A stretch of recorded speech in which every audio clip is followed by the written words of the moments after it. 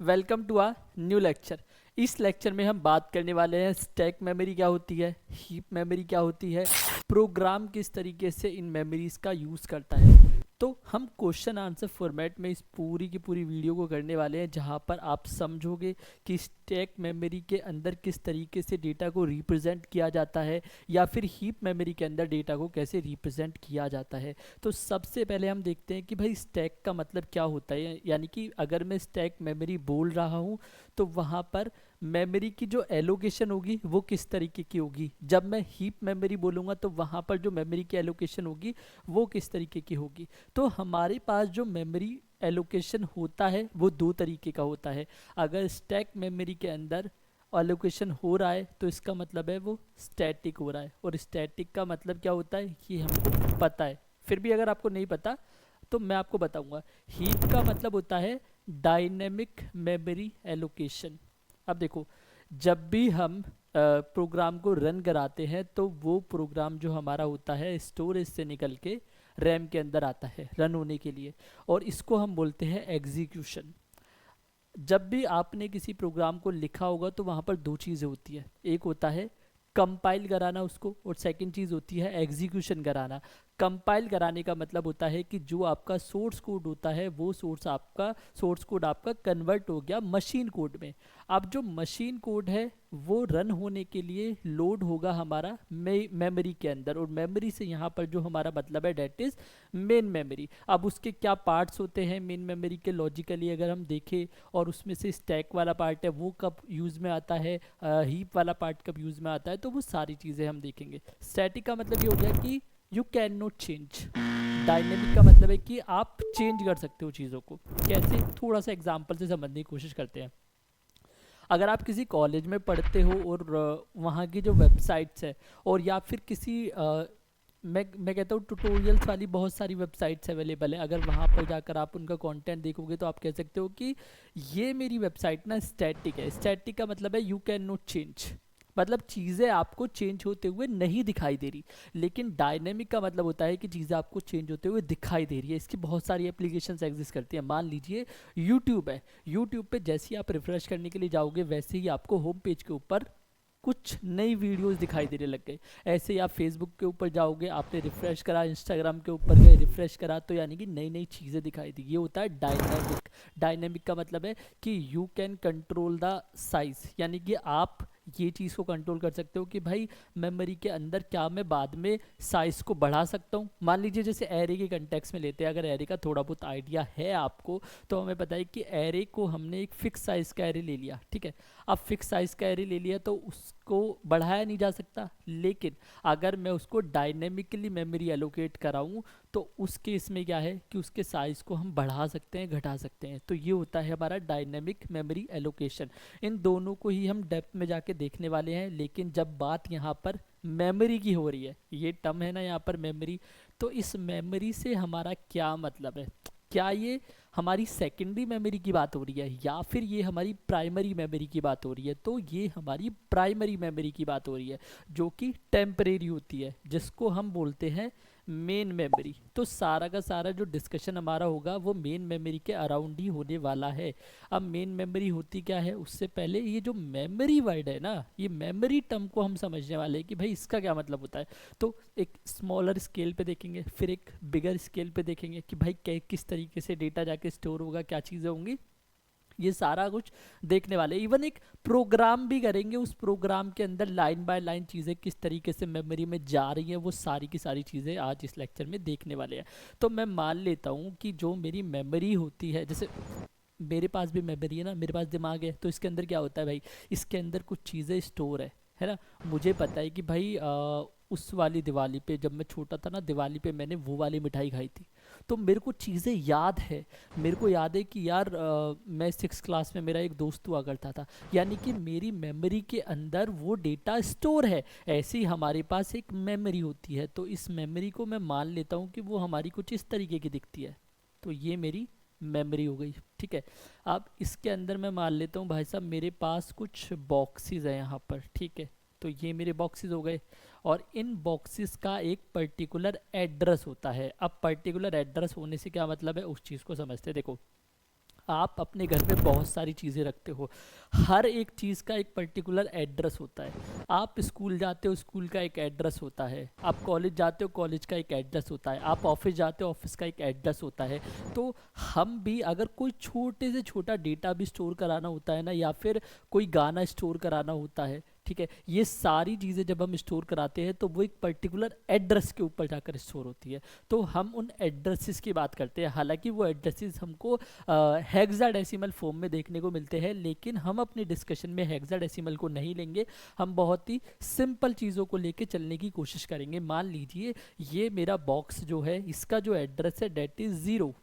ये वाला जो बॉक्स है इसका 1 हो गया, फिर इधर 2 हो गया, 3। इसी तरीके से मेरे पास जितने भी बॉक्सेस है उनका मैं यहाँ पर एड्रेस लिख देता हूँ। अब इस एड्रेस से क्या फ़ायदा होगा कि जब भी मुझे कोई भी डेटा रिट्रीव करना होगा तो मैं आसानी से कर सकता हूँ। अगर मैं एड्रेस नहीं देता तो क्या आप चीज़ों को कर पाओगे? मान लीजिए आपको इंटरव्यू के लिए कहीं पे जाना है, लेकिन आपको एड्रेस नहीं पता वहाँ का। उस केस में क्या होगा भाई, आप पहुँच ही नहीं पाओगे कहीं भी। तो एड्रेस पता होना बहुत ज़रूरी है। तो मेरे पास ये कुछ बॉक्सेस हैं, ये जितने भी बॉक्सेस मेरे पास है उन हर एक का एक एड्रेस होता है पर्टिकुलर, ठीक है। ये मैं स्मॉलर स्केल पे अभी हम बात कर रहे हैं। तो ये वाला जो मेरा बॉक्स है इसका एक एड्रेस होगा, ये वाला बॉक्स है इसका एड्रेस क्या हो गया, 1 एड्रेस हो गया।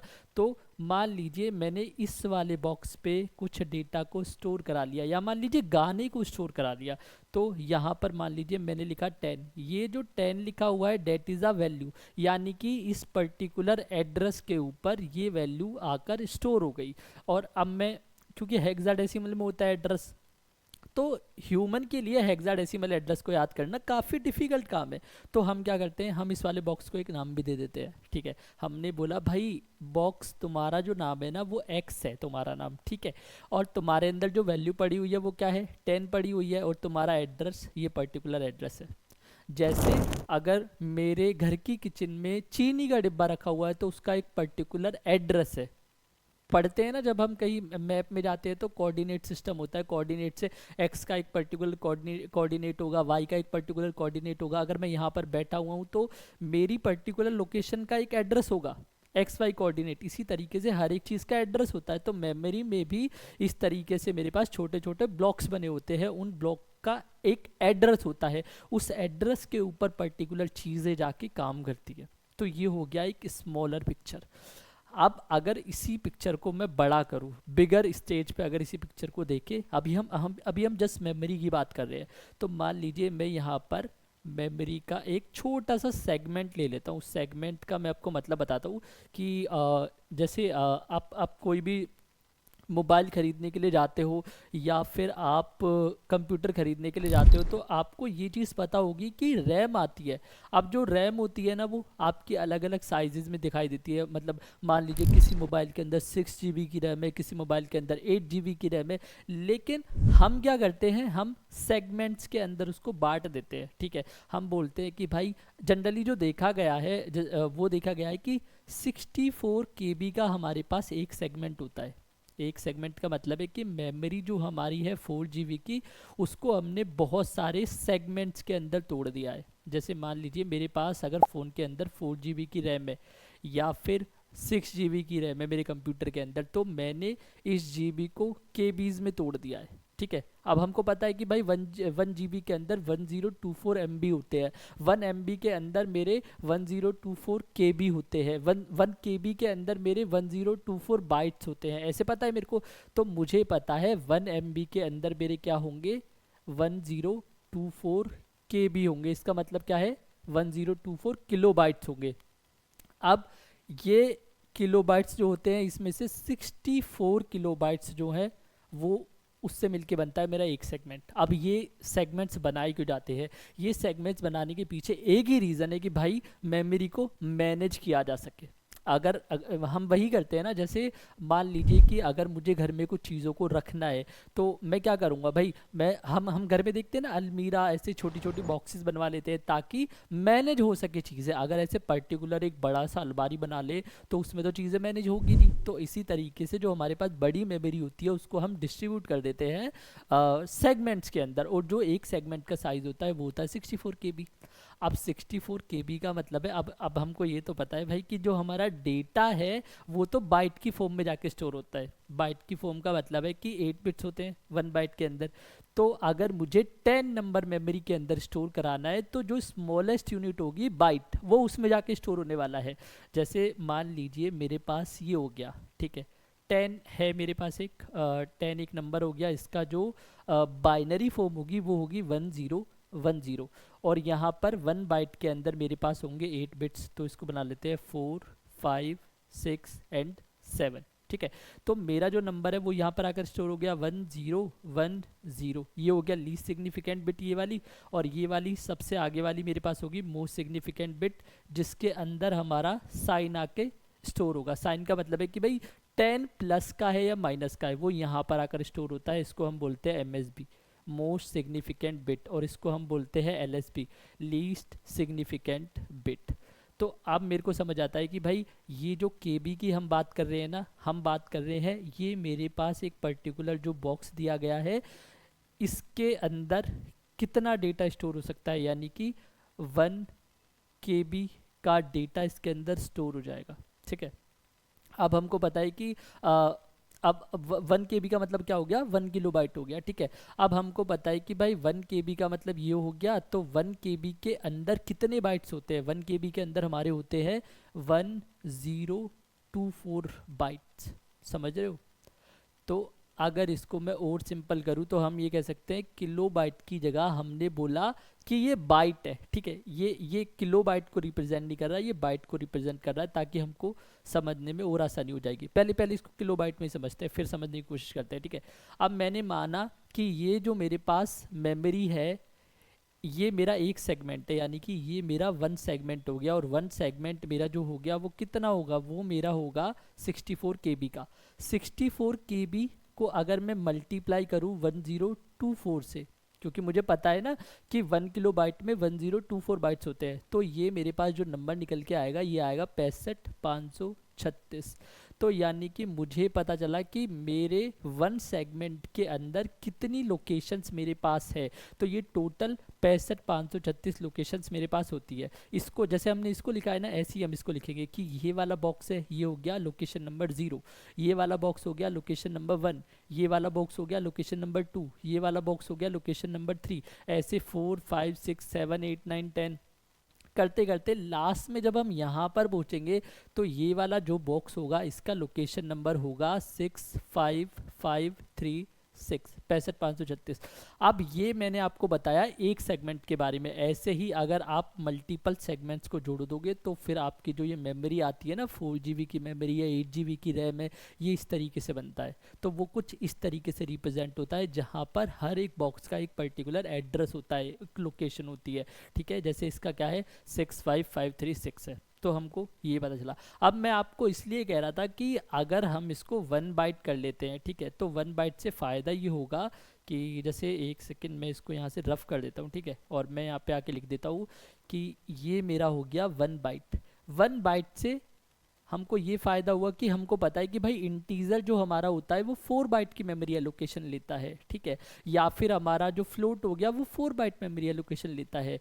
तो यहाँ पर 4 बाइट का मतलब होगा ये वाली लोकेशन उसने ले ली, या फिर यहाँ पर मान लेते हैं तो 1 बाइट है, यानी कि ये लोकेशन उसने ले ली, सेकंड वाली लोकेशन उसने ले ली, थर्ड वाली लोकेशन उसने ले ली, और फोर्थ वाली लोकेशन उसने ले ली। इसका मतलब होता है ये, ठीक है, कि 4 बाइट का मतलब उसको किसी भी इंटीजर नंबर को स्टोर करने के लिए मेरे को एटलीस्ट 4 बाइट चाहिए मेमोरी के अंदर।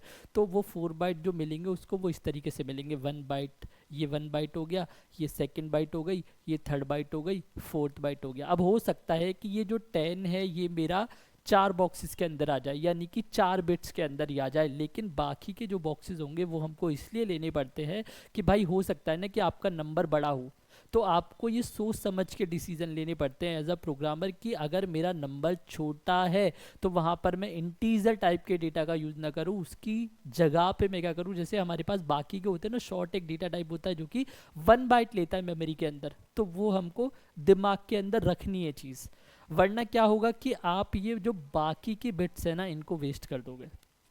तो मेरे को थोड़ा बहुत आइडिया लगा कि भाई क्या चीज़ होती है मेमोरी कि हम बात कर रहे हैं तो मेमोरी किस तरीके से हमारी दिखाई देती है, उसके अंदर क्या चीज़ें होती है, उसके अंदर होते हैं हमारे एड्रेसेस। तो थोड़ा सा आप आगे चलते हैं और मेमोरी से अपनी जर्नी को लेके जाते हैं मेन मेमोरी की तरफ। तो भाई मेन मेमोरी किस तरीके की दिखाई देगी? देखो मेन मेमोरी भी यही होती है, ठीक है। जो हमने ये मेमोरी समझा है ना, ये हमने मेन मेमोरी के कंटेक्स्ट में समझा। मेन मेमोरी का मतलब है रैम, ठीक है, प्राइमरी मेमोरी जिसको कहते हैं। तो जो हमारी प्राइमरी मेमोरी होती है वो हमारी डिवाइड होती है 3 पार्ट के अंदर, ठीक है। लॉजिकली ये बोल रहा हूँ, अगर मैं आपको रैम की फ़ोटो दिखाऊँ, आप बोलोगे कि आप हार्डवेयर को देख के बोलोगे कि भाई इसके अंदर कैसे झांक के देख सकते हैं कि इसके अंदर छोटे छोटे बॉक्सेस बने हैं या इसके अंदर 3 सेक्शंस बने हुए हैं, तो वो चीज़ हम नहीं देख सकते। लेकिन हम लॉजिकली ये चीज़ सोच सकते हैं दिमाग के अंदर कि भाई किस तरीके से चीज़ें काम करेगी। तो हम कहेंगे कि ये जो मेरी रैम है, ये मेरी हो गई रैम, यानी कि रैंडम एक्सेस मेमोरी। किसी भी चीज़ को, किसी भी प्रोग्राम को जब रन होना है तो कहाँ पर आना पड़ेगा? रैम के अंदर आना पड़ेगा। इसके कुछ सेक्शंस होते हैं, जैसे ये वाला जो सेक्शन होता है इसका हम बोलते हैं डेट इज़ कोड सेक्शन। इसके बाद जो अगला सेक्शन हमें देखने को मिलता है ये हमारे पास होता है आपका, ये होता है हमारे पास स्टैक। और इसके बाद अगला जो सेक्शन होता है वो होता है हीप। इसके कहने का मतलब सिंपल सा है कि भाई स्टैक वाले सेक्शन के अंदर जब किसी भी वेरिएबल को मेमोरी एलोकेट होगी तो वो कैसी होगी? स्टैटिक होगी, यानी कि कंपाइल टाइम पे डिसाइड हो जाएगा कि भाई कितनी मेमोरी मिलने वाली है। एग्जीक्यूशन टाइम पे डिसाइड नहीं होगा, लेकिन हीप के अंदर जो मेमोरी एलोकेशन होता है वो एग्जीक्यूशन टाइम पे होता है। इसीलिए डायनेमिक मेमोरी एलोकेशन हम उस चीज़ को बोलते हैं। इसके बारे में खैर हम बातें करते रहेंगे। अब मुझे पता है कोड सेक्शन ये हो गया मेरा। अब ये पूरा का पूरा जो मैंने आपको दिखाया था ये वाला पार्ट, अब ये पार्ट को अगर मैं ये ग्रिड को हटा दूँ बीच में से, ग्रिड को हटाने का मतलब है यहाँ पर मैंने ग्रिड को हटा दिया सारा, और इस ग्रिड को हटाने के बाद जैसे मैं ग्रिड को हटा ही देता हूँ यहाँ से, ये सारी की सारी जो ग्रिड है ना इसको मैंने हटा दिया। और इस ग्रिड को हटाने के बाद मैंने अब मान के चलना ये बॉक्सेस यहाँ पर अवेलेबल है, पर अरे यार पर दिखाई नहीं दे रहे, ठीक है। ये बॉक्सेस यहाँ पर अवेलेबल है और हम इसको क्या करते हैं, हटा देते हैं। 2 को भी हटा देते हैं एंड 3 को भी हटा देते हैं। तो मैंने जो ये बनाया है ना पूरा का पूरा, ये यही चीज़ है। हमने इसको लिया, हमने बोला कि ये मेरा सेक्शन हो गया कोड सेक्शन, ये मेरा हो गया स्टैक सेक्शन और ये मेरा हो गया हीप सेक्शन। समझ आ रहे हो? तो मैंने ग्रिड को बस गायब कर दिया, लेकिन हमको पता होना चाहिए कि भाई ग्रिड अभी भी इसके अंदर अवेलेबल है, ठीक है। और यहाँ से स्टार्ट होता है, 0 से स्टार्ट होता है और यहाँ पर लास्ट में आगे कितना होता है भाई?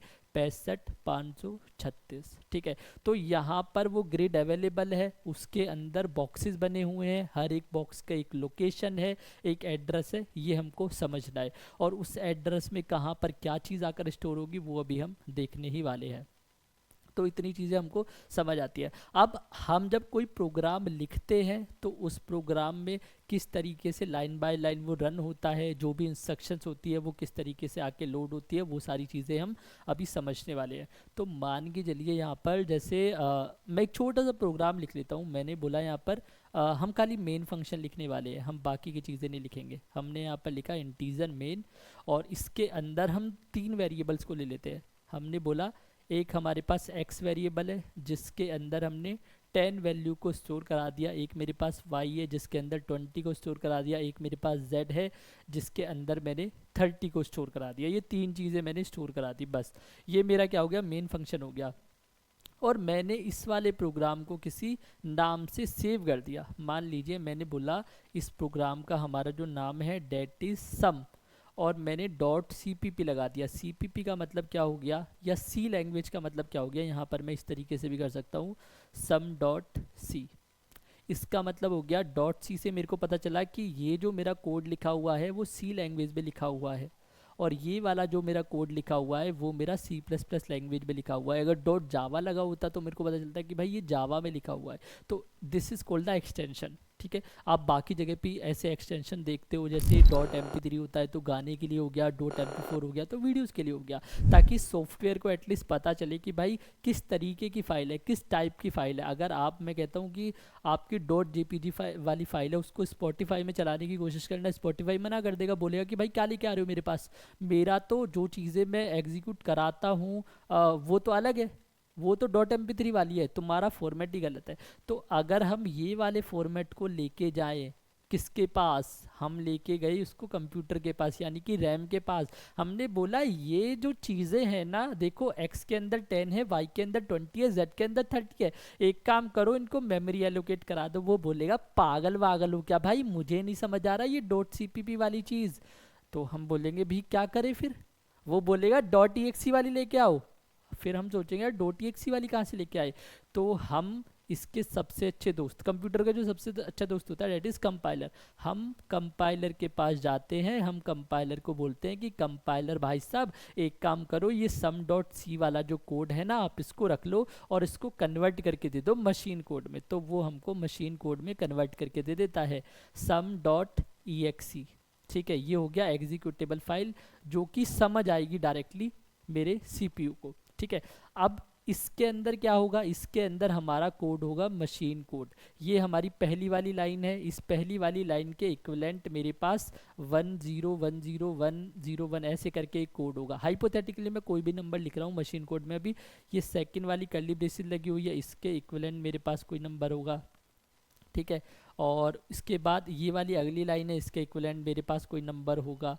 और इसके अलावा ये वाली अगली लाइन लिखी हुई है z इक्वल्स टू 30, इसके इक्विवेलेंट मेरे पास कोई नंबर होगा 01010। ठीक है, ऐसे ही अगली वाली जो लास्ट लाइन है उसका मेरे पास नंबर होगा। यानी कि ये मेरे पास 5 लाइन्स हो गई। तो ये मेरे पास हो गया एग्जीक्यूटेबल कोड।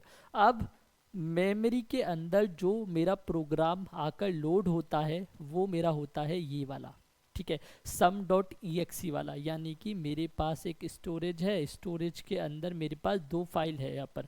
ठीक है, एक फाइल मेरी हो गई, यहाँ पर लिख लेता हूँ मैं, एक फाइल हो गई मेरी सम डॉट सी वाली। तो ये वाली फाइल कभी भी रैम के अंदर नहीं जाएगी। कौन सी फाइल जाएगी, जो हमें कन्वर्ट करके मिली है, सम डॉट ई वाली फाइल। और इस सम डॉट ई वाली फाइल के अंदर जो भी चीज़ें मेरे पास अवेलेबल होंगी, अवेलेबल का मतलब क्या है, ये मशीन कोड जो लिखा होगा वो सारा का सारा यहाँ पर जाकर लोड होने वाला है। और इसमें भी हमको एक चीज़ देखनी पड़ती है कि जैसे मेन फंक्शन है तो मेन फंक्शन का अपना मशीन कोड होगा, मेरे पास दूसरा कोई फंक्शन होता उसका अपना मशीन कोड होता, तीसरा कोई फंक्शन होता उसका अपना मशीन कोड होता। तो फिलहाल मेरे पास एक मेन फंक्शन है, तो यहाँ पर मेन फंक्शन का जो कोड होगा यानी कि मशीन कोड की बारे में हम बात कर रहे हैं, वो आकर यहाँ पर लोड हो जाएगा। फिर हमारा यहाँ पर सीपीयू होता है, ऐसे नज़रें गड़ा के बैठता है, बोलता है कि हाँ भाई आ गए। तो सबसे पहले ये आकर किसको ढूंढेगा, मेन फंक्शन को ढूंढेगा। मेन फंक्शन का मतलब है यहाँ पर आ गए हम। ठीक है, यहाँ पर हम आए, यहाँ पे आने के बाद ये क्या करेगा, अगली लाइन देखेगा कि x इक्वल्स टू 10 है। अच्छा, एक 10 वैल्यू है जो कि मुझे स्टोर करानी है। कहाँ पर स्टोर करानी है, एक मेमोरी लोकेशन पे स्टोर करानी है और उसको 4 बाइट देने, क्योंकि टाइप क्या है, इंटीजर है। ठीक है, तो यहाँ पर हमारे पास मेन जो हमारा फंक्शन है उसका एक एक्टिवेशन रिकॉर्ड बनेगा इधर। ठीक है, हर एक फंक्शन का एक एक्टिवेशन रिकॉर्ड बनता है और इसी एक्टिवेशन रिकॉर्ड का जो दूसरा नाम होता है डेट इज़ क्या होता है, स्टैक फ्रेम होता है इसका नाम। ठीक है, तो वो भी आपको याद रखना है। तो ये एक्टिवेशन रिकॉर्ड जो हमारे पास है ये है मेन फंक्शन के लिए। हालांकि अभी हम थोड़ी देर में जब बात करेंगे कि जब मल्टीपल कॉल्स हम कराते हैं फंक्शन से तब मल्टीपल एक्टिवेशन रिकॉर्ड कैसे बनते हैं। ठीक है, तो यहाँ पर मुझे समझ आया कि एक मेन का एक्टिवेशन रिकॉर्ड बन गया, इसके अंदर जो x है यानी कि एक मेरे पास इस तरीके से बॉक्स था। ठीक है, इस बॉक्स के अंदर 10 आकर स्टोर हो गया, इसका एक एड्रेस होगा, मान लेते हैं इसका एड्रेस है मेरे पास 400। ठीक है, इस तरीके से मैंने मान लिया और इसको, इस बॉक्स को मैंने क्या नाम दे दिया, इस बॉक्स को मैंने नाम दे दिया x। मैंने बोला कि जब भी मैं x बोलूँगा तो इसका मतलब है कि x के ऊपर जो भी वैल्यू पड़ी हुई है उस डिब्बे के अंदर वो प्रिंट हो जानी चाहिए। ये हमको पता है, अगर सी लैंग्वेज और C++ आपने थोड़ी बहुत भी करी होगी तो आपको इसके बारे में अच्छा खासा आइडिया होगा। अब बात आती है कि ऐसे ही इसी तरीके से मेरे पास y होता है, ये मेरे पास y हो गया, y का भी जो एड्रेस होता है मान लेते हैं ये अगर 4 बाइट लेता है तो अगला एड्रेस जो होगा डेट इज़ 404। हालांकि ऐसा ज़रूरी नहीं है कि ये कंटिन्यूस होगा, नॉन कंटिन्यूस हो सकता है क्योंकि एरे के केस में कंटिन्यूस होता है बस। तो इसके ऊपर जो वैल्यू आके स्टोर हुई डेट इज़ 20। ऐसे ही मेरे पास क्या हुआ, z हुआ, z के अंदर जो वैल्यू मेरे पास आई स्टोर हुई वो है 30 और इसका भी अपना एक एड्रेस होगा। तो स्टैक के अंदर हमारा क्या हुआ, स्टैटिक मेमोरी एलोकेशन हुआ, यानी कि कंपाइलर ने जब कंपाइल कराया होगा तो कंपाइलर को पता है कि भाई इस प्रोग्राम का जो साइज होने वाला है डेट इज 12 बाइट, यानी कि x को 4 बाइट एलोकेट हुए, y को 4 बाइट एलोकेट हुए, z को 4 बाइट एलोकेट हुए, यानी कि 12 बाइट हमारे टोटल एलोकेशन हुआ। तो यहाँ पर स्टैक के अंदर 12 बाइट एलोकेशन हो गया, ठीक है। तो ये होता है कि जब हम एक प्रोग्राम को एग्जीक्यूट कराते हैं तो वो मेमोरी के अंदर किस तरीके से दिखाई देता है, यानी कि उसका यूटिलाइजेशन किस तरीके से होता है, तो वो हम स्टैक के अंदर देख सकते हैं। अब थोड़ा सा बात करते हैं कि ये तो हमारे पास सिंगल कॉल थी भाई, अगर मल्टीपल कॉल्स कराएं उस केस में क्या होगा। और दूसरी चीज़, मल्टीपल कॉल से पहले जो आपको याद रखनी है कि हमारा एक स्टेटमेंट लिखी रहती है, डेट इज रिटर्न 0। सबसे अच्छी बात बताऊं आपको स्टैक मेमोरी की, वो ये होती है कि जब हमारा प्रोग्राम ख़त्म हो जाता है ना, तो ये मेमोरी अपने आप डिलीट हो जाती है, ठीक है। यानी कि x को जो मेमोरी एलोकेशन हुई थी वो डी एलोकेट हो जाएगी, y को जो मेमोरी एलोकेशन हुई थी या z को जो मेमोरी एलोकेशन हुई थी वो डी एलोकेट हो जाएगी। तो यहाँ से ये जो एक्टिवेशन रिकॉर्ड है ये ऑटोमेटिकली डिलीट हो जाएगा। लेकिन यही वाली चीज़ आपको हीप के अंदर नहीं देखने को मिलती। अगर आपसे कोई बोले कि भाई स्टैक और हीप के अंदर आप डिफरेंसेस बता दीजिए, तो आप कैसे डिफरेंसेस बताओगे? आपको पता होना चाहिए स्टैक के अंदर जो मेमोरी एलोकेशन होगी वो किस तरीके से होगी, ठीक है, वो अपने आप होगी। और डी एलोकेशन जो होगा, यानी कि मेमोरी जब डिलीट होगी तो वो ऑटोमेटिकली होगी। लेकिन हीप वाला जब हम सेक्शन देख रहे होंगे तो वहाँ पर ऐसी कोई भी चीज़ नहीं होती।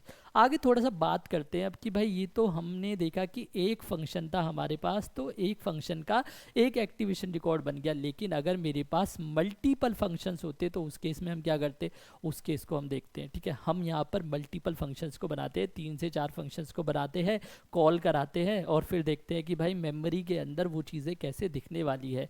तो सबसे पहले मान लीजिए मेरे पास यहाँ पर एक मेन फंक्शन है, ठीक है। ये मेरे पास मेन फंक्शन हो गया। इस मेन फंक्शन के अंदर मैंने क्या करा, एक वेरिएबल ले लिया इंटीजर x और इसके अंदर मैंने वैल्यू डाल दी 10। अब मैं क्या करने वाला हूँ, ये अगर वैल्यू नहीं भी डालोगे तो डिक्लेयर करा के छोड़ सकते हो। और यहाँ से मैंने एक फंक्शन को कॉल कर दिया f1 को और मैंने पास कर दिया x को इधर से, और यहाँ पर आकर लास्ट में मैं लिख देता हूँ रिटर्न 0, ठीक है। जब यहाँ से कॉल होगा तो इसका मतलब क्या है भाई, फंक्शन की डेफिनेशन देनी पड़ेगी। तो हमने यहाँ पर फंक्शन की डेफिनेशन दे दी, हमने बोला वॉइड f1, यानी कि हम किसी चीज़ को रिटर्न नहीं करा रहे, ठीक है। हम इसीलिए हमने क्या लिख दिया, यहाँ पर वॉइड लिख दिया f1। इसके अंदर मैंने एक वेरिएबल ले लिया जिसके अंदर क्या है, x की वैल्यू आएगी, तो यहाँ पर a के अंदर वो आ गई।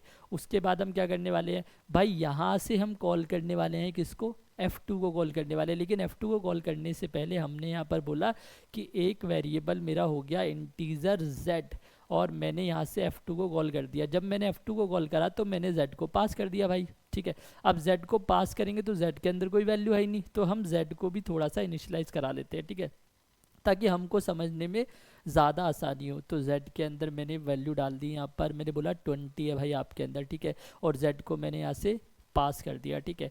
अब क्या है, f2 जब कॉल होगा तो इसका मतलब क्या है कि भाई f2 की डेफिनेशन ढूंढी जाएगी। तो f2 की डेफिनेशन मैंने यहाँ पे लिख दी वॉइड f2, और f2 के अंदर मैंने लिखा कि भाई ये z आ रहा है इधर, तो यहाँ पर हमने क्या कर लिया, यहाँ पर हमने कर दिया b, इंटीजर b, यानी कि b के अंदर जाकर ये स्टोर हो जाएगा, ठीक है।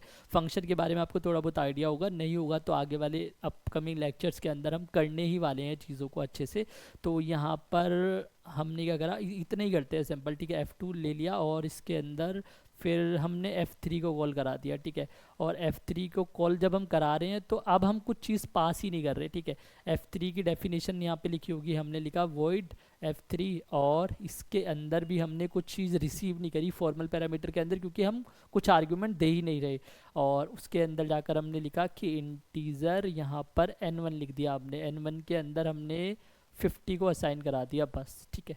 तो ये पूरा का पूरा मेरी फंक्शन कॉल है, यानी कि सबसे पहले हम कहाँ जाने वाले, f1 को हमने कॉल किया तो हम यहाँ पर चले गए, ठीक है।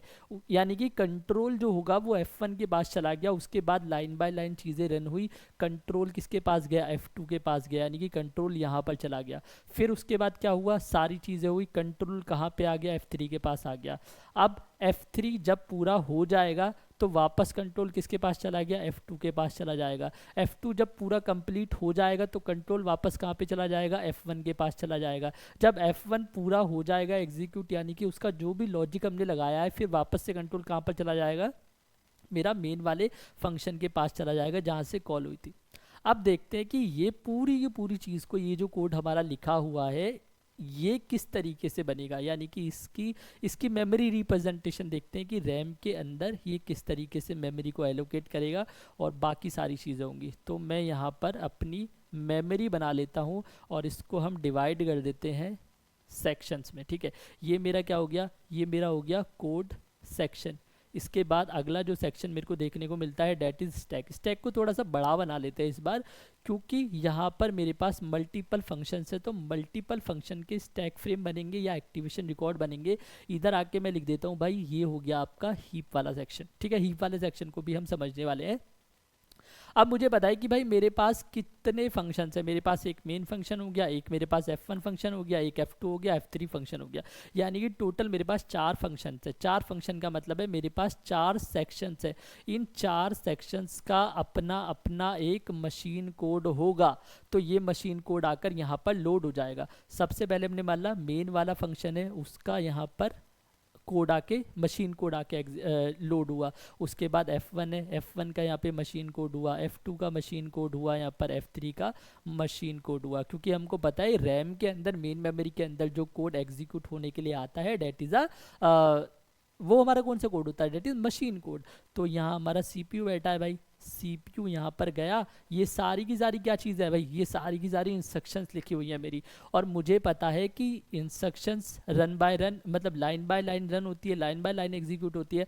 तो CPU भाई साहब जाके देखते हैं सबसे पहले कि भाई तुम में से मेन कौन है। तो इसने कहा कि भाई मैं मेन हूँ, ठीक है, मैं मेन फंक्शन, मैं बहुत अच्छी तो तरीके मेन से फंक्शन, अच्छा तुम हो, तो एक काम करो, ठीक है। तो अब ये लाइन बाय लाइन चीज़ों को रन कराएगा। देखो मेन पे गया तो मेन का एक एक्टिवेशन रिकॉर्ड बनेगा, ठीक है। यहाँ पर हम गए, हमने बोला ये हमारे पास हो गया मेन फंक्शन का एक्टिवेशन रिकॉर्ड। एक्टिवेशन रिकॉर्ड का मतलब ये है कि भाई जब भी मेमोरी एलोकेशन होगी, डी एलोकेशन होगी, उस मेमोरी के अंदर कौन सी वैल्यू जाके स्टोर हुई, वो सारा का सारा रिकॉर्ड हमारा एक रखा जाएगा। तो हमने बोला ये हो गया मेरा मेन का एक्टिवेशन रिकॉर्ड।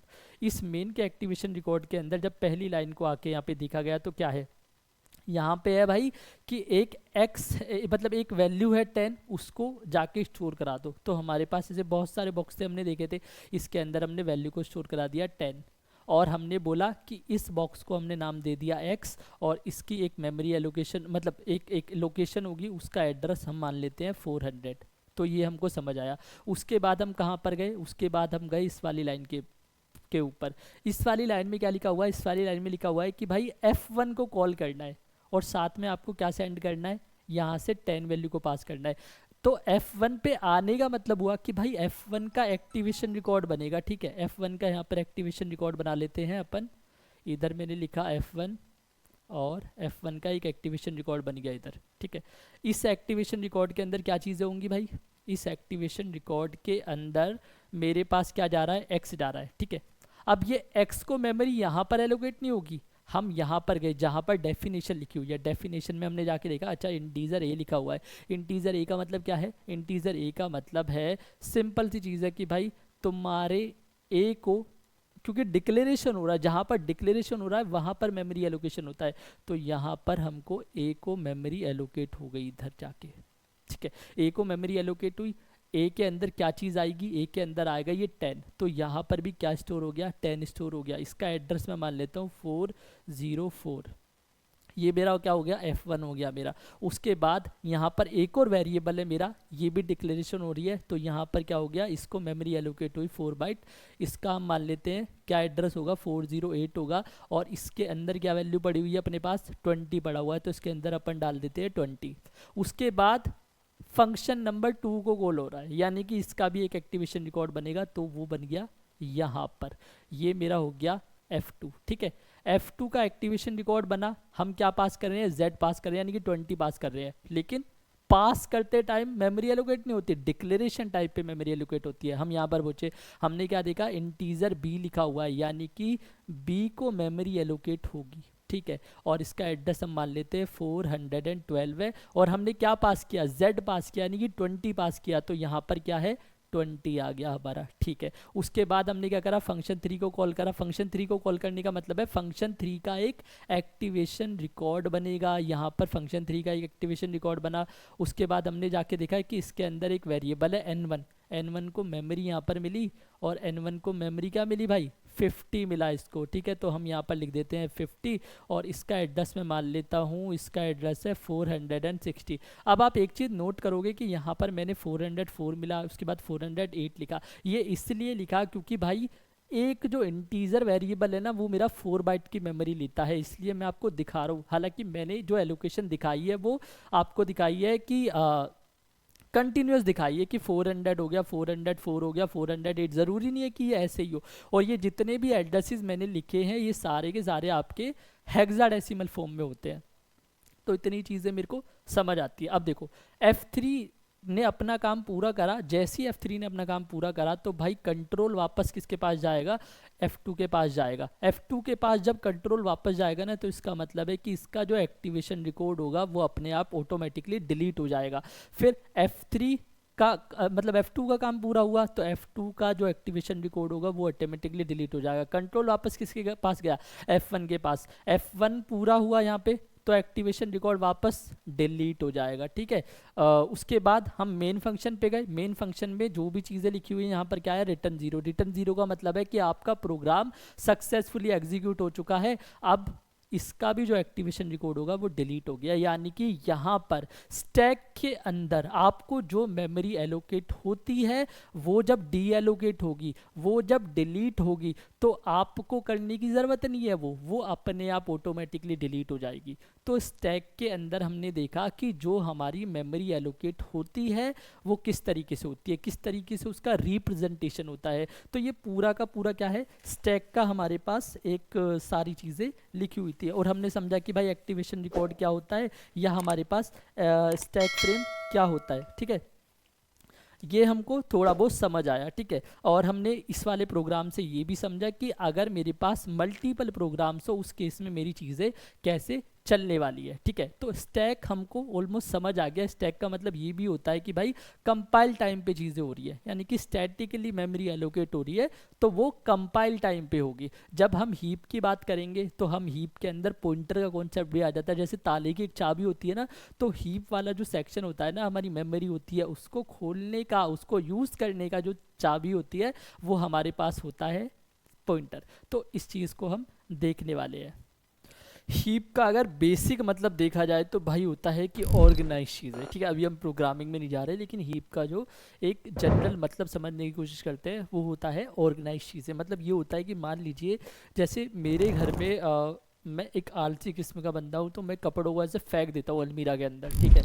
लेकिन अगर उन्हीं कपड़ों को जो मेरी मम्मी है वो लाके ऐसे तय बाय तय लगा देती है, मतलब पहले एक शर्ट रखी, उसके ऊपर दूसरी शर्ट रख दी, फिर तीसरी शर्ट रख दी, फिर फोर्थ शर्ट रख दी। तो ये जो ऑर्गेनाइज हम कर रहे हैं एक के ऊपर दूसरी चीज़ें, इसको हम बोलते हैं हीप। लेकिन यहाँ पर कैसे होती है मेमोरी एलोकेट, कैसे होती है हीप के अंदर, वो चीज़ देखने वाली चीज़ है, ठीक है। तो हीप का मतलब हमको समझ आ गया कि भाई जनरल मतलब क्या होता है। अब देखते हैं कि हीप जो मेमोरी है उसको कैसे अनलॉक किया जाएगा। तो उसके लिए वही चीज़ कि हमारा जो रैम है उसको हमको देखना पड़ेगा कि भाई हीप वाली मेमोरी क्या है। तो एक प्रोग्राम के थ्रू हम इसको समझेंगे, सारी चीज़ों को देखेंगे, ठीक है। यहाँ पर मैं बना लेता हूँ इसको, मैंने ये वही अपनी रैम को बनाया, और इसके अंदर मैंने लिख दिया भाई तुम जो हो तुम हो कोड वाले सेक्शन, ठीक है। इधर लिख देते हैं कोड वाला सेक्शन, और इसके बाद अगला जो सेक्शन हमको देखने को मिलता है डेट इज़ स्टैक, और उसके बाद हमारा जो अगला सेक्शन होता है डेट इज़ हीप। अब मेरा जो प्रोग्राम होता है ना, एक चीज़ और याद रखनी है आपको, मेरे प्रोग्राम के पास एक्सेस होता है एक तो इस वाले एरिया का, जिसको मैं बोलता हूँ कोड वाले सेक्शन का, यानी कि मेमोरी के अंदर मेरा प्रोग्राम लोड कहाँ पे होता है, यहाँ पर आकर होता है कोड सेक्शन के अंदर। इस वाले एरिया का फुल्ली एक्सेस उसके पास है, स्टैक वाले एरिया का फुल्ली एक्सेस उसके पास है, लेकिन इस हीप वाले एरिया का फुल्ली एक्सेस उसके पास नहीं है, यानी कि डायरेक्टली वो एक्सेस नहीं कर सकता। कोड वाले सेक्शन को डायरेक्टली एक्सेस कर लेगा, स्टैक वाले सेक्शन को डायरेक्टली एक्सेस कर लेगा, लेकिन जब आती है बात हीप की तो डायरेक्टली एक्सेस नहीं करता। कैसे करता है? इनडायरेक्टली एक्सेस करता है। और इनडायरेक्टली एक्सेस भी जो करता है ना, वो करता है पॉइंटर्स के थ्रू, यानी कि पॉइंटर है इस ताले को खोलने की चाबी। तो सबसे पहले आपको पॉइंटर बनाना पड़ेगा। तो पता है पॉइंटर कैसे बनाते हैं? भाई पॉइंटर बनाना बहुत सिंपल है। यहाँ पर मैंने लिखा एक वेरिएबल इंटीजर p, और मैंने बोला इसका जो डेटा टाइप है डेट इज इंटीजर। ये हो गया पॉइंटर। आप बोलोगे पागल वागल बना रहे हो, हमको पता है पॉइंटर क्या होता है, इसके आगे स्टार लगाओ। ये अगर स्टार नहीं लगाओगे तो क्या हो जाएगा? ये नॉर्मल वेरिएबल हो जाएगा, डेटा वेरिएबल हो जाएगा। हमने कहा चलो यार ठीक है लगा देते हैं पी। अब जो मेमोरी एलोकेट होगी मेरे पॉइंटर को, वो कहाँ पर होगी? वो होगी मेरी स्टैक के अंदर, ठीक है, यहाँ पर होगी। तो मान लेते हैं स्टैक, और ये सारी की सारी चीज़ें मैं लिख देता हूँ कि ये मेरी हो गई मेन वाले फंक्शन के अंदर। तो ये हो गया मेरा इंटीजर मेन, और इसके अंदर ये मेरे पास मेमोरी इसको एलोकेट हो गई, ठीक है। अब मुझे पता है कि जो पॉइंटर वेरिएबल मेरे पास होता है वो किसी दूसरे वेरिएबल का एड्रेस स्टोर करके रखता है। चाहे वो एरे हो, एरे के एड्रेस को स्टोर करके रख लेगा, जो जीरो इंडेक्स वाला एड्रेस होता है उसको स्टोर करके रख लेगा, किसी दूसरा एक वेरिएबल है उसके एड्रेस को स्टोर करके रख लेगा। तो यहाँ पर हमने बोला ये मेरे पास कोड यहाँ पर आकर लोड हुआ मेन वाले फंक्शन का, ठीक है। अब क्या होगा? सीपीयू है हमारे पास, central processing unit, line by line एक एक इंस्ट्रक्शन को वो रीड करेगा। पहली लाइन को रीड करा, सेकंड लाइन को रीड करा, उसको पता है क्या चला? उसको पता चला कि भाई एक पॉइंटर क्रिएट करना है। तो उसने यहाँ पर मेन का जो एक्टिवेशन रिकॉर्ड होगा या स्टैक फ्रेम होगा, उसके अंदर एक पी नाम का जो पॉइंटर होगा उसको मेमोरी एलोकेट करा दी। और ये जो पी नाम का पॉइंटर है इसका अपना भी एक एड्रेस होगा। मान लेते हैं इसका एड्रेस हो गया हमारे पास 200, ठीक है। तो मतलब डिस्पाइट ऑफ दिस फैक्ट कि भाई आपका पॉइंटर हो चाहे फिर आपका एक नॉर्मल वेरिएबल हो, एड्रेस सबका होगा, ठीक है। इसका भी एक एड्रेस होगा। ऐसा नहीं है कि आप सोचो कि यार पॉइंटर है ये दूसरे के एड्रेस को स्टोर करा रहा है तो इसका अपना एड्रेस नहीं होगा, इसका अपना एड्रेस भी होगा, ठीक है, और ये दूसरे के एड्रेस को स्टोर भी कराएगा। तो हमने कहा पॉइंटर तो हमने चलो बना लिया, मेमोरी के अंदर हमने उसकी रिप्रेजेंटेशन भी देख ली। अब बात आती है अब ये कैसे एक्सेस करेगा हीप वाली मेमोरी को। तो इसके लिए हमारे पास होता है एक keyword that is new keyword, ठीक है। दो कीवर्ड के बारे में हम बात करने वाले हैं बेसिकली। एक हमारे पास हो गया न्यू कीवर्ड, और सेकंड जो हमारे पास होता है that is a delete keyword. Delete keyword का क्या मतलब है और ये न्यू कीवर्ड का क्या मतलब है, थोड़ा सा हमको बता दीजिए ताकि हमारे जहन में ऐसे रहे। देखो डिलीट का मतलब होता है, अब जैसे हमने बात करी थी ना, स्टैक के अंदर जो मेमोरी एलोकेशन होती है वो अपने आप होगी, ठीक है, लेकिन हीप के अंदर नहीं होगी। हीप के अंदर आपको इनडायरेक्टली एक्सेस करना पड़ेगा, यानी कि पॉइंटर्स के थ्रू एक्सेस करना पड़ेगा हीप वाले एरिया को। जहाँ पर डिलीट करते हैं तो हमको पता है कि किसी फंक्शन का जब काम खत्म हो जाता है तो स्टैक की जो मेमोरी होती है वो ऑटोमेटिकली डिलीट हो जाती है, यानी कि फंक्शन का जो एक्टिवेशन रिकॉर्ड होता है वो ऑटोमेटिकली डिलीट हो जाता है। लेकिन हीप में ऐसे नहीं होता, हीप में आपको एक डिलीट कीवर्ड का यूज़ करना पड़ता है, ठीक है। तो ये डिफरेंसेस, जो दो डिफरेंसेस आपको ये याद रखने हैं। पहला मेरे को पता चल गया, सेकंड मेरे को पता चल गया। बात आती है न्यू कीवर्ड का क्या मतलब है। न्यू कीवर्ड का मतलब है कि हीप के अंदर जो मेमोरी एलोकेशन होगी वो इसी के थ्रू होगी, ठीक है। एरे हमको पता है कि भाई कैसे बनाया जाता है, एरे की डिक्लेरेशन कैसे होती है, लेकिन यहाँ पर एरे को हम किसी नाम से नहीं लिखते हीप के अंदर, ठीक है। उसको लिखने का एक अलग तरीका होता है, वो मैं आपको बताता हूँ कि क्या होता है। दूसरी चीज़ मेरे को ये याद रखना है कि भाई जैसे जैसे नॉर्मली हम एरे को डिक्लेयर कर देते हैं तो उसका एक पर्टिकुलर नाम होता है। अब यहाँ पर देखो किस तरीके से होता है, फिर बात करते हैं इसके ऊपर।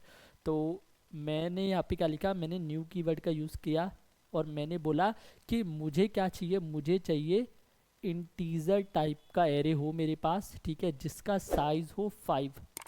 तो यानी कि यहाँ पर 5 बॉक्सेस मेरे पास बन जाएंगे इस न्यू कीवर्ड से, ठीक है। तो यहाँ पर मेरे पास इस तरीके से 5 बॉक्सेस बन गए, ठीक है, 1 2 3 एंड 4, और इनके इंडेक्स नंबर क्या हो गए 0 1 2 3 एंड 4। अब देखो इसका कोई नाम नहीं है पर्टिकुलर, तो हमने क्या करा, हमने बोला कि इसका जो पहला वाला एड्रेस है मैं मान लेता हूँ ये हो गया हमारे पास 100, ये हो गया 104, ये हो गया 108, ये हो गया 112 और ये लास्ट में मेरा हो गया 116।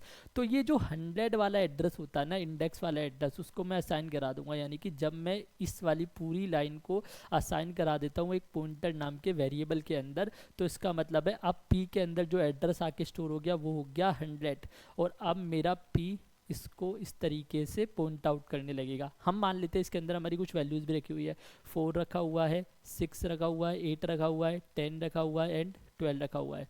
तो ये है हीप के अंदर मेमोरी को एलोकेट कराना। क्या हम हीप के अंदर एक वेरिएबल को ले सकते हैं, जैसे हमने इंटीजर एक्स ले लिया और उसके एड्रेस को हमने स्टोर करा दिया। जनरली ये देखा गया है कि जब आपको हीप वाली मेमोरी का यूज़ करना होता है, डायनेमिकली मेमोरी एलोकेट करनी होती है, तो उस केस में आप यूज़ करने वाले हो एरे को, हमेशा जनरली ये देखा गया है, ठीक है, ये ट्रेंड है। तो हमने क्या करा, 100 वाला एड्रेस, यानी कि अब ये पॉइंट आउट करना है। अब इसकी किसी भी वैल्यू को अगर हमें दिखाना है तो हम क्या कर सकते हैं, सिंपल ऐसे पॉइंटर लिखेंगे और साथ में लिख देंगे कि भाई इस वाले इंडेक्स नंबर पे, सेकंड वाले इंडेक्स नंबर पे जो भी चीज़ है ना वो मेरे को आप दिखा दीजिए। तो हम कहेंगे ठीक है भाई दिखा देते हैं।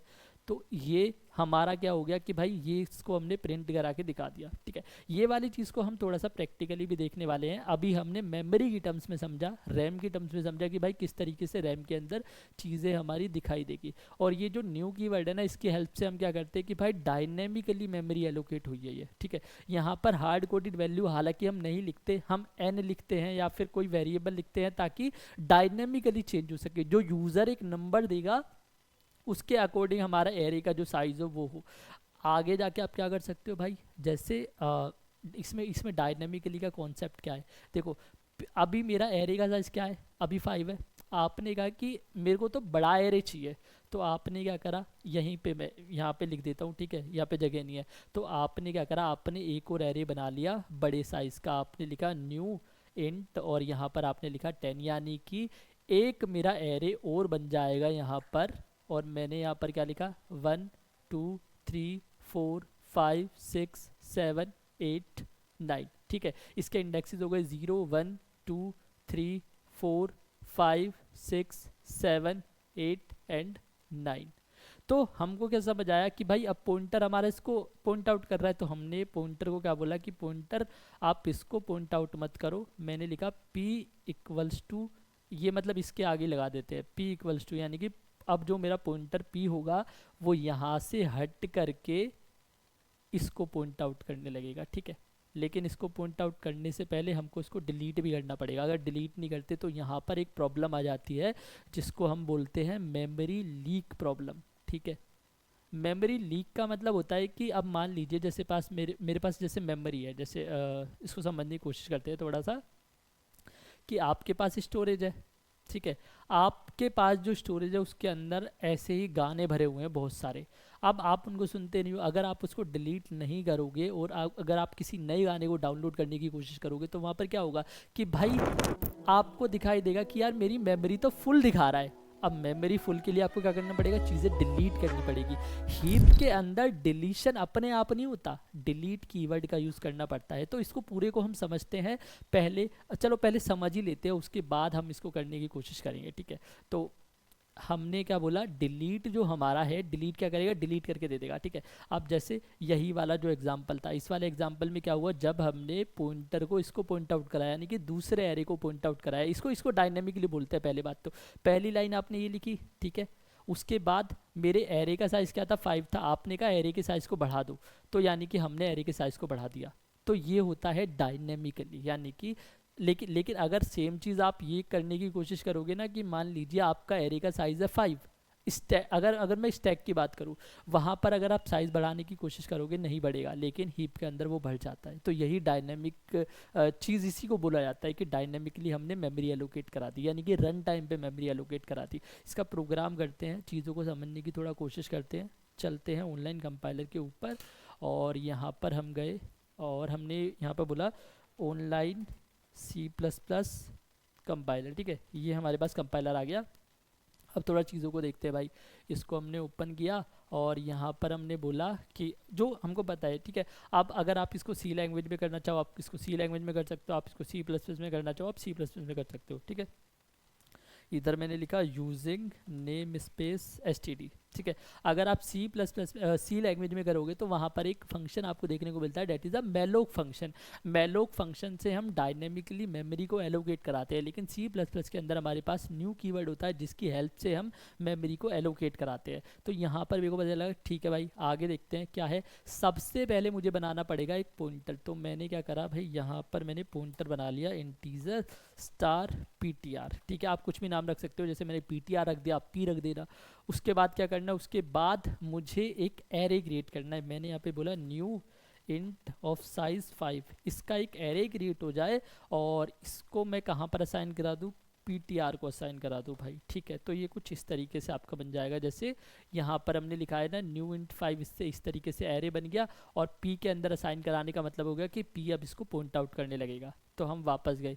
अब मुझे क्या करना है, अगर मुझे कोई भी वैल्यू प्रिंट करानी है, पहले मुझे डालनी पड़ेगी वैल्यू। मान लेते हैं मैंने पीटीआर के या एक लूप लगा लेते हैं, मैंने फोर लूप लगा लिया इधर, और मैंने बोला इंटीजर आई इक्वल्स टू 0 से स्टार्ट होना चाहिए, आई लेस देन 5 होना चाहिए, और फिर आई को हम कर देते हैं प्लस प्लस। इसके बाद हमने क्या करा, हमने बोला कि जो हमारी वैल्यूज़ है, ठीक है, आप क्या करा इसको सीन करा सकते हैं क्या, अगर सीन कराते हैं इसको तो चलो सीन करा देते हैं। ठीक है, सीन हमने कराया और हमने बोला पीटीआर का जो आई होगा यानी कि इंडेक्स नंबर होगा वहाँ पर आप करा दीजिए। ठीक है, एक यहाँ पर स्टेटमेंट वो डाल देते हैं। हमने यहाँ पर बोला सी आउट एंटर दी वैल्यूज़। ठीक है, तो हमने यहाँ पर ये चीज़ करा ली, एंटर दी वैल्यूज़, और एक एंडल कर दिया ताकि नेक्स्ट लाइन में चीज़ें हमको दिखाई दे जाए। तो हमने यहाँ पे बोला एंडल। इसको रन करा के देखते हैं क्या चीज़ें होती है। इसको रन मैंने कराया और यहाँ पर एक एरर आया मेरे पास। एरर क्या आ रहा है भाई, पीटीआर आई, आपने यहाँ पे सेमीकोलन नहीं लगाया, that is called the syntax error, थोड़ा तो ध्यान रखो सर। इसको रन कराया हमने, एंटर द वैल्यूज़, मैंने डाला 4 और उसके बाद 2 डाला, फिर मैंने 4 डाला, दोबारा मैंने 5 डाला, फिर मैंने 6 डाला। ठीक है, तो ये मेरे पास एरे हो गया मेरा। अब एरे के अंदर अब देखो ये एरे पीटीआर क्या कर रहा है, पॉइंट आउट कर रहा है। फिर मैंने क्या करा, मैंने यहाँ पर आकर एक और एरे बना दिया।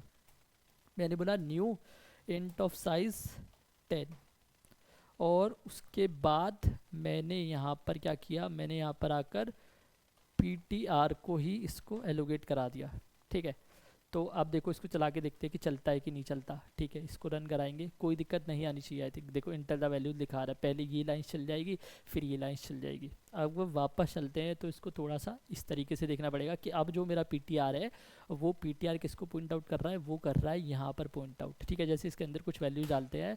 हमने बोला देखो 5 साइज था ना, अब मैंने बोला पीटीआर का जो 9 वाला इंडेक्स है ना, आप वहाँ पर कुछ चीज़ें डाल दो। जैसे मैंने यहाँ पे डाला 23 डाल दिया, और फिर मैं यहाँ पर सी आउट करा लेता हूँ। ठीक है, सी आउट मैंने कराया पीटीआर का 9 वाला इंडेक्स। ठीक है, क्योंकि 0 से हम स्टार्ट कर रहे हैं तो 0 से 9 तक चलेगा वो।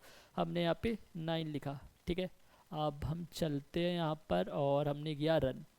तो वैल्यूज़ कुछ डालते हैं और डाल के देखते हैं। यहाँ पे 1 डाला, इधर फिर 2 डाला, फिर 3 डाला, फिर 4 डाला, फिर 5 डाला। ठीक है, देखो क्या आया, 23 आ गया। यानी कि एरे के साइज़ को हमने इंक्रीज़ कर दिया डायनेमिकली, और यहाँ पर हमने उसके अंदर 23 को स्टोर करा दिया। तो ये चीज़ मेरे को समझ आती है भाई, समझ। अब प्रॉब्लम क्या है, देखो यहाँ पर आपने क्या करा, पीटीआर को यहाँ पर जैसे जैसे इसके अंदर एक चीज़ और कराने की कोशिश करते हैं,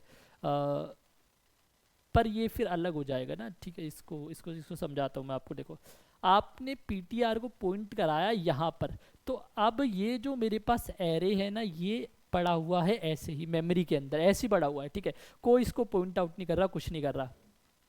ऐसे अगर मेरे पास और 4 5 10 20 50 एरे पड़ जाए और मैं डिलीट ना कराऊँ, तो एक टाइम पे आके क्या होने वाला है, ये वाली प्रॉब्लम आने वाली है, मेमोरी लीक की प्रॉब्लम। मेमोरी लीक का मतलब है कि भाई आपके पास मेमोरी तो अवेलेबल होनी चाहिए, अगर आप इन चीज़ों को डिलीट करा देते, क्योंकि आपने डिलीट नहीं कराई तो फालतू में ऐसे एरेज मेरे पास बहुत सारे पड़े हुए हैं। अब मुझे क्या करना है, फालतू के पड़े हुए हैं, अब मैं इनका कोई यूज़ नहीं कर सकता, तो मुझे क्या करना पड़ेगा, मेमोरी लीक की प्रॉब्लम से बचने के लिए डिलीट करनी पड़ेगी चीज़ें। ठीक है, और जो मेरा पॉइंटर होगा उसको मेरे को एक ऐसी लोकेशन में पॉइंट आउट कराना पड़ेगा जहाँ पर मेरे को कोई नुकसान ना हो, मतलब ज़ीरो लोकेशन कह सकते हैं, नल वैल्यू कह सकते हैं कि नल वैल्यू पे आप उसको पॉइंट आउट करा दो।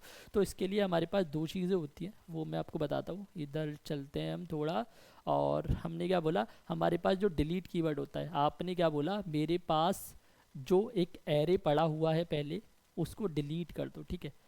डिलीट आप इस तरीके से करोगे, उसके बाद ये सबस्क्रिप्ट वाली ब्रैकेट लगाओगे और फिर आपके जो पॉइंटर का नाम है, पॉइंटर जिसको पॉइंट आउट कर रहा था लोकेशन को, वो सारा डिलीट कर दोगे। उसके बाद जो आपका पीटीआर होगा आप उसके अंदर नल पीटीआर को स्टोर करा दोगे इस तरीके से, ठीक है। नल पीटीआर को स्टोर कराने का मतलब है कि अब मेरा जो पॉइंटर है ना वो एक नल लोकेशन को पॉइंट आउट कर रहा है। अब इससे क्या हमको कोई फ़र्क दिखाई देगा, देखो मैं समझाता हूँ आपको, ठीक है। हम यहाँ पर चलते हैं वापस, और मैंने क्या करा, ये जो पहले का एरे मेरे पास बना हुआ है ना, इस एरे को मैंने यहाँ पर सारी चीज़ें कराने के बाद इस दूसरे एरे को बनाने से पहले क्या बोला, मैंने बोला कि भाई डिलीट हो जाए, ठीक है। डिलीट किया मैंने, और इस तरीके से मैंने सबस्क्रिप्ट लगाई यहाँ पर एरे वाली, और मैंने लिख दिया पीटीआर। तो पहले जो मेरा पीटीआर था वो किसको पॉइंट आउट कर रहा था, वो मेरा पॉइंट आउट कर रहा था, जैसे मैं आपको दिखाता हूँ यहाँ पर, और हम ऊपर चलते हैं थोड़ा। यहाँ पर पहले ये मेरा इसको पॉइंट आउट कर रहा था, ठीक है, इसको पॉइंट आउट कर रहा था, ये जो मैंने लाइन काटी है ना इसको पॉइंट आउट कर रहा था इस तरीके से। जब मैंने डिलीट लिखा तो डिलीट का मतलब है कि भाई ये वाली चीज़ जो है अब मेमोरी से डिलीट हो गई। जब ये डिलीट हो गई तो उसके बाद अगली लाइन क्या लिखी है, देखो अगली लाइन हमने लिखी है P T R equals to null P T R, यानी कि जो मेरा पी होगा ये पॉइंटर होगा मेरा, अब ये किसको पॉइंट आउट कराने लगेगा, ठीक है। इसको हम देखते हैं थोड़ा, एक सेकेंड वापस चलते हैं। हाँ, ये जो मेरा पीटीआर है ये किसको पॉइंट आउट करेगा, अब यहीं पर हीप वाले सेक्शन के अंदर एक लोकेशन होगी, ठीक है, 0 नल, इसको ये पॉइंट आउट कराने लगेगा फॉर टाइमिंग, ठीक है। अब क्योंकि ये वाली जो लोकेशन होती है ना नल पीटीआर वाली, ठीक है, नल पीटीआर एक रिजर्व कीवर्ड होता है जिसको आप यूज़ कर सकते हो, या उसकी जगह पे आप 0 भी असाइन कर सकते हो। तो मैं ये बोलता हूँ कि मेरा पॉइंटर कहीं गार्बेज वैल्यू को अभी पॉइंट आउट नहीं कर रहा, या फिर एक ऐसी जगह को, जैसे एक ऐसे एरे को पॉइंट आउट नहीं कर रहा जो कि एग्जिस्ट ही नहीं करता, या एग्जिस्ट करता भी है तो उसको पॉइंट आउट नहीं करने का मतलब है वो मेमोरी वेस्ट पड़ी हुई है मेरी, जैसे ये वाली मेमोरी वेस्ट पड़ी थी। तो पहले हमने इसको डिलीट कर दिया, डिलीट करने के बाद अगली लाइन जो लिखी, हमने बोला कि मेरा जो पीटीआर है ना फिलहाल के लिए क्या कर रहा है भाई, वो मेरा पॉइंट आउट कर रहा है नल पीटीआर, ठीक है, यानी कि एक पॉइंटर को जो कि लोकेशन जो खाली पड़ी हुई है वहाँ पर। उसके बाद पीटीआर मेरा यहाँ पर पॉइंट आउट कर रहा था, उसके बाद मैंने क्या करा, अगली लाइन में आया, अगली लाइन से मैंने क्या करा, एक और मैंने एरे बना दिया 10 साइज का, ये वाला एरे बना दिया मैंने। फिर मैंने क्या करा, मैंने बोला कि आप पीटीआर जो है वो क्या करे, इस वाले को पॉइंट आउट करे। जब इस वाले को पॉइंट आउट करेगा तो यहाँ से ये हट जाएगा, यानी कि इसको पॉइंट आउट नहीं करेगा। और इसको पॉइंट आउट नहीं करके आपका सवाल आ सकता है कि ये जो मेमोरी लोकेशन है, ये जो चीज़ है, इसका क्या मतलब हुआ, इसका भी तो एड्रेस होगा, नहीं ये हमारा 0 होता है, नल होता है, ठीक है, इससे कोई फर्क नहीं पड़ता, इसलिए हम पीटीआर को नल वैल्यू असाइन कराते हैं। उसके बाद डायरेक्टली किसको असाइन कराएगा, इसको पॉइंट आउट करने लगेगा। इसकी मान लेते हैं इसका जो एड्रेस है वो है 200, तो यहाँ पर नहीं, इसका 300 कर लेते हैं क्योंकि 200 तो हमारा ऑलरेडी है, तो ये 300 यहाँ पर आकर स्टोर हो जाएगा, ठीक है। अब जब आपका ये भी हो जाएगा ना, तो आपको ये नहीं करना कि भाई यहाँ पे छोड़ दिया, ठीक है, आपको यहाँ पर जाना है, आपको दोबारा से लिखना है डिलीट। पहले इसको रन करा के देखते हैं, चलो ठीक है, जब मैंने इसी को रन कराया देखते हैं कि ये, अब देखो ये 2 लाइनें जो मैंने लिखी है ना, ये आपको दिखाई नहीं देगी कि भाई कहाँ पर दिखाई दे रही है कुछ होता हुआ, ये नहीं होता, लेकिन इंटरनली जो चीज़ें काम करेगी ना वो इसी तरीके से काम करती है। जैसे मेरा ये चल गया, उसके बाद जब मैं यहाँ पर आऊँगा तो मैंने बोला कि भाई डिलीट कर दीजिए, कहाँ डिलीट करना है भाई, ये पीटीआर, ठीक है। तो मैंने दोबारा से इसको लिखा, और फिर मैंने जो पीटीआर है उसको मैंने करा लिया नल पीटीआर, या फिर 0 करा देते हैं, देखो मैंने यहाँ पे 0 साइन करा दिया, और देखो 0 जैसे ही लिखा वैसे ही इसका कलर चेंज हो गया ना, यानी कि रिजर्व कीवर्ड है। 0 रिजर्व कीवर्ड नहीं है, लेकिन जब हम उसको असाइन कराते हैं पीटीआर के अंदर, यानी कि पॉइंटर के अंदर, जब ये ऐसा हो जाता है, देखो इससे भी कोई फ़र्क नहीं पड़ने वाला, लेकिन आपको यहाँ पर सेम चीज़ें दिखाई दे रही है, लेकिन इंटरनली ये वाली चीज़ होती है। तो हमको थोड़ी बहुत चीज़ें समझ आई, अच्छे से समझ आई कि भाई ये कैसे काम करता है, किस तरीके से चीज़ें मेरी होती है यहाँ पर। तो आई थिंक आपको पूरा चीज़ें समझ आ गई होंगी अच्छे से कि भाई क्या चीज़ होती है, स्टैक मेमोरी क्या होती है, आपकी हीप मेमोरी क्या होती है। स्टैक का मतलब हो गया कंपाइल टाइम पे मेमोरी एलोकेशन होना, हीप का मतलब क्या हो गया डायनेमिकली मेमोरी एलोकेशन होना। डायनेमिकली भी हमने देखा कि भाई किस तरीके से होती है, पहले हमने एरे का साइज़ 5 लिया, उसके बाद एरे के साइज़ को हमने 10 कर दिया, तो हमको ये चीज़ अच्छे से समझ आई। फिर हमने देखा कि भाई इस वाली मेमोरी को तो हमको ना डिलीट कराना पड़ता है, तो यहाँ पर हमने जब ये लिखा डिलीट, जैसे ये वाली चीज़ जब हमने लिखी अगली लाइन, तो इसका मतलब है पीटीआर जहाँ पर पॉइंट कर रहा है ना, उस चीज़ को आप क्या कर दो भाई साहब, उसको आप डिलीट कर दो यहाँ से। जब हमने डिलीट कर दिया उसको, तो उसके बाद हमने क्या करा, अगली लाइन में लिखा कि पीटीआर को असाइन करा दो 0, यानी कि नल वैल्यू असाइन करा दो एक। तो ये पूरा का पूरा जो मेरा कॉन्सेप्ट हो गया, ये मेरा हो गया हीप का कॉन्सेप्ट। तो आई होप आपको समझ आया होगा, अच्छे से समझ आई होगी सारी की सारी चीज़ें, आपको कोई भी डाउट नहीं रहा होगा। अगर कोई भी डाउट रहता है आपका तो फिर आप हमको कांटेक्ट कर सकते हो। मैं एक बार फटाफट से रिवाइज करा देता हूँ। देखो हमने क्या पढ़ा, हम देख रहे थे स्टैक मेमोरी होती है और एक हीप मेमोरी होती है, ठीक है। स्टैक वाली जो हमारी मेमोरी होती है that is a static memory, यानी कि कंपाइल टाइम पे मेमोरी एलोकेशन होता है। लेकिन हीप मेमोरी का मतलब होता है डायनेमिक मेमोरी एलोकेशन, यानी कि एग्जीक्यूशन टाइम पे। एग्जीक्यूशन टाइम का मतलब होता है रन टाइम पे, ठीक है।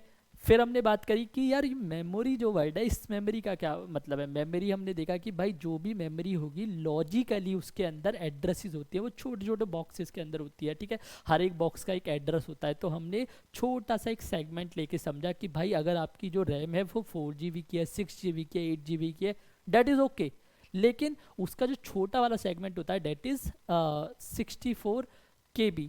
तो उस सेगमेंट को लेके हमने चीज़ों को समझा, और हमने ये भी समझा कि KB तो ठीक है भाई, छोटा सेगमेंट हो गया, लेकिन जब डेटा स्टोर होगा तब कैसे होगा, तब होगा बाइट से, यानी कि 1 बाइट के अंदर डेटा को स्टोर किया जाएगा, सारी चीज़ें होगी। तो सेगमेंट से भी हमने चीज़ों को समझा। एक प्रोग्राम लिखा हमने, इस प्रोग्राम के अंदर कुछ डेटा वेरिएबल्स को लिया, और हमने देखा कि रैम के अंदर किस तरीके से इनको मेमोरी एलोकेशन होगा, और रैम के अंदर किस तरीके से ये दिखाई देंगी। सबसे बड़ी चीज़ जो हमने यहाँ पर सीखी वो देखा कि जब मेमोरी एलोकेशन होगी तो वहाँ पर हर एक फंक्शन का हमारा एक एक्टिवेशन रिकॉर्ड बनेगा, और जब मेमोरी डी एलोकेट होगी, उसका काम पूरा हो जाएगा फंक्शन का, तो मेमोरी ऑटोमेटिकली डिलीट हो जाएगी। लेकिन हीप में ऐसे नहीं होता, ठीक है। हीप में हमको डिलीट कीवर्ड का यूज़ करके करना पड़ता है। तो इसके बाद हमने देखा कि अगर मल्टीपल फंक्शंस की कॉल करनी हो तो फिर क्या होगा, ये हमने पूरा देखा कि 1 बाय 1 जब कंट्रोल वापस जाएगा, इसका काम पूरा हुआ, इसका F3 का एक्टिवेशन रिकॉर्ड डिलीट, यहाँ पर इसका काम पूरा हुआ, डिलीट, ये इसका काम पूरा हुआ, इसका एक्टिवेशन रिकॉर्ड डिलीट, लास्ट में मेन फंक्शन का काम पूरा हुआ, एक्टिवेशन रिकॉर्ड डिलीट। लेकिन हमने यहाँ पर देखा हीप के अंदर पॉइंटर के थ्रू हमको मेमोरी एलोकेट करानी पड़ती है, जो कि इनडायरेक्टली होती है, डायरेक्टली नहीं होती। और इसके अंदर न्यू और डिलीट 2 कीवर्ड के बारे में हमने बात करी। न्यू कीवर्ड से क्या होगा, हीप के अंदर मेमोरी एलोकेशन होगा, डिलीट कीवर्ड से मेमोरी डी एलोकेट होगी, डिलीट होगी, ठीक है। फिर मेमोरी लीक की प्रॉब्लम भी समझी कि अगर आप मेमोरी डिलीट नहीं कराओगे तो थोड़े टाइम बाद आपको मेमोरी लीक की प्रॉब्लम वहाँ पर देखने को मिल सकती है। तो आपको ये याद रखना है कि जब भी आप हीप के अंदर मेमोरी एलोकेट कराओगे तो वहाँ पर डी एलोकेट कराने की जो जिम्मेदारी है वो एक प्रोग्रामर की है। अगर मेमोरी लीक की प्रॉब्लम कल को आ जाती है तो वो लापरवाही जो होगी ना, नेग्लिजेंस जो होगा, वो होगा एक प्रोग्रामर का नेग्लिजेंस। तो आई होप आपको बहुत अच्छे से समझ आया होगा कि जो हमारी रैम होती है उसके भी 3 सेक्शन होते हैं, कोड सेक्शन, स्टैक, हीप।